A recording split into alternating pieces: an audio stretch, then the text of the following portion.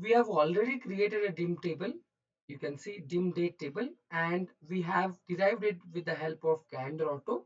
And then we have derived a new column using a new column, new column, and new column. Actually, this is not recommended, but let me show you. You can do all at one single stroke or one single DAX function. So let me create a new table. I'll keep this as it is. So let me go to table tools. Let me click on new table. Then in that table, I'll give a name called dim date 2 because this is a second table, and I'll start writing it in a next line. So to go to the next line, you can take a shift and enter. Once you shift and enter, you will be getting to the new line. So here it is showing me suggestions what you want to use. Okay, I want to use a add columns. So what do you mean by add columns? So it will automatically add the columns. So what should be your first value?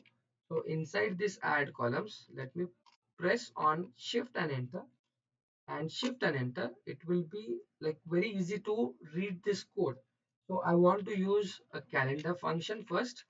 So calendar auto, you can take a calendar also, or you can take a calendar auto also. So this should be my first column. Shift enter. My second column should be date as integer. So many times we take date as an integer because this will have a date data type and this will have a number data type. So for that, so once I put a comma, it is asking me which expression do you want to use there. So I want to use a format. So what is format? So I'll take a date column, and I will format it like this because I want to put that in an integer. I should get all y mm and then dt. Okay, then let me close this, and let me press shift enter, and to close this bracket I'm just checking whether I get a correct answer or not. So let me close this and press enter. So let me check how many columns I get. Yeah, you can see beautiful.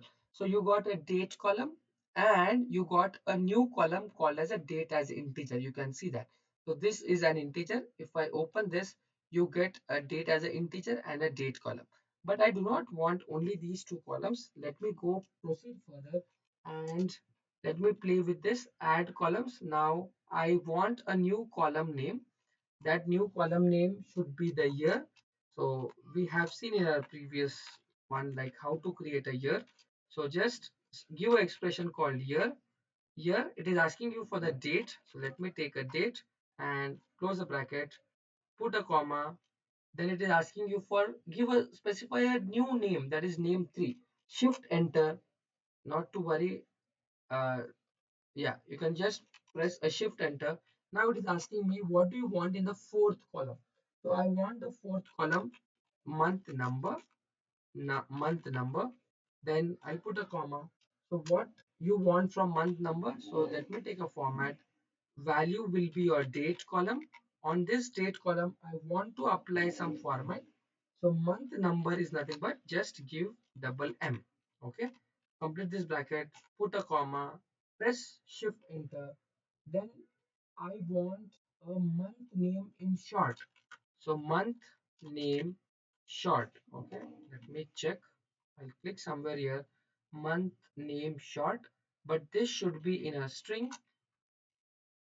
Month name short, comma, then I will use a format, then I'll use a date column, and I'll format. So if I want a month name in short, I should specify 3 M's so that I'll get a short form.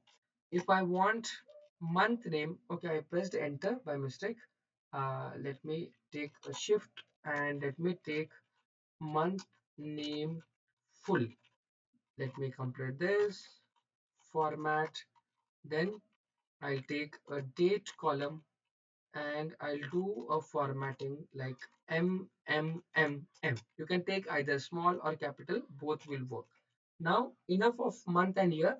Let me go and take a quarter. So let me put a quarter.